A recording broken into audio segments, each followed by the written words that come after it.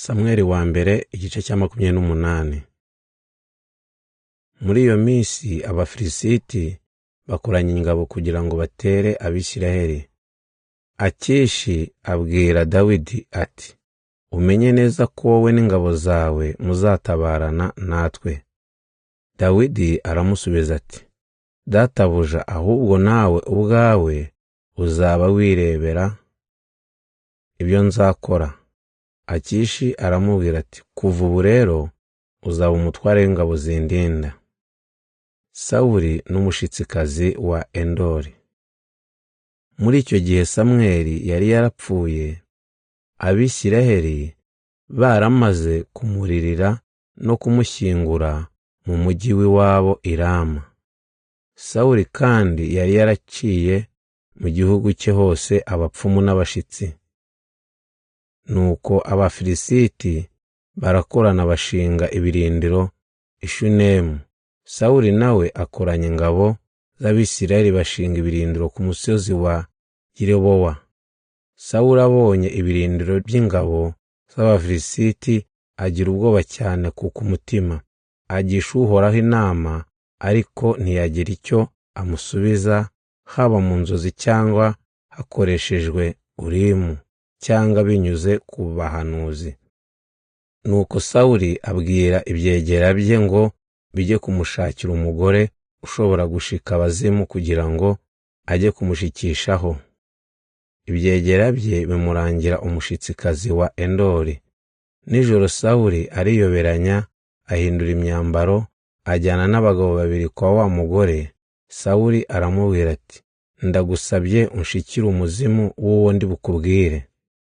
Uwo mugore aramubwira ati, uzi ko Sawuli yaciye mu gihugu abashitsi n'abapfumu bose. None ni iki gitumye untega umutego wo kunyicisha? Sawuli aramurahira mu izina ry'Uhoraho ati, nkurahiye Uhoraho, ibyo ntacyo bizagutwara. Umugore aramubaza ati, ngushikire nde?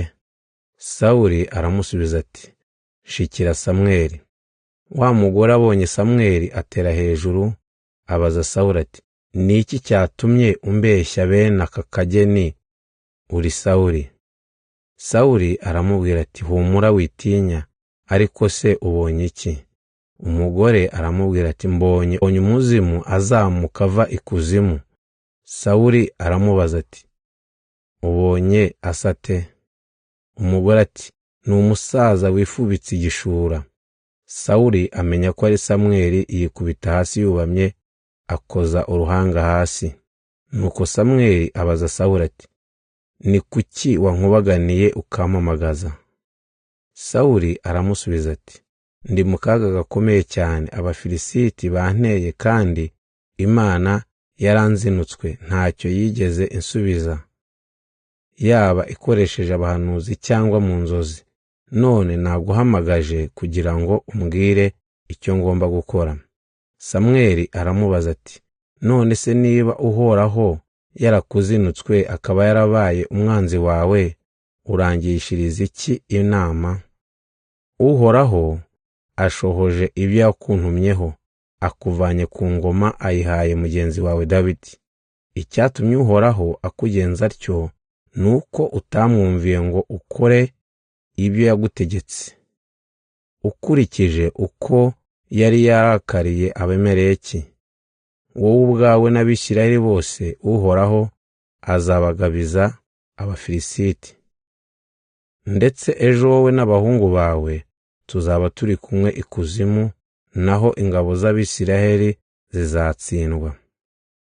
Ako kanya Sawuli yikubita hasi arambaraye, kuko amagambo ya Samweli yari amuteye ubwoba cyane, kandi nta n'agatege yari afite, kuko yari amaze umunsi n'ijoro ntacyo akoza ku munwa.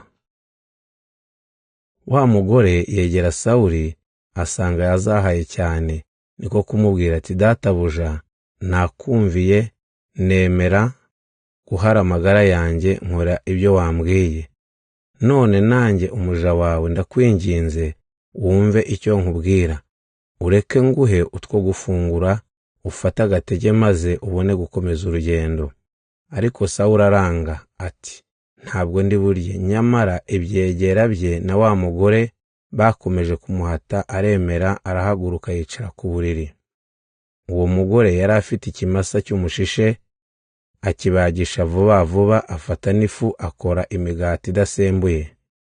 Arangije ahereza Sawuli n'abagaragu be, barafungura, hanyuma barahaguruka basubira mu birindiro byabo muri iryo joro.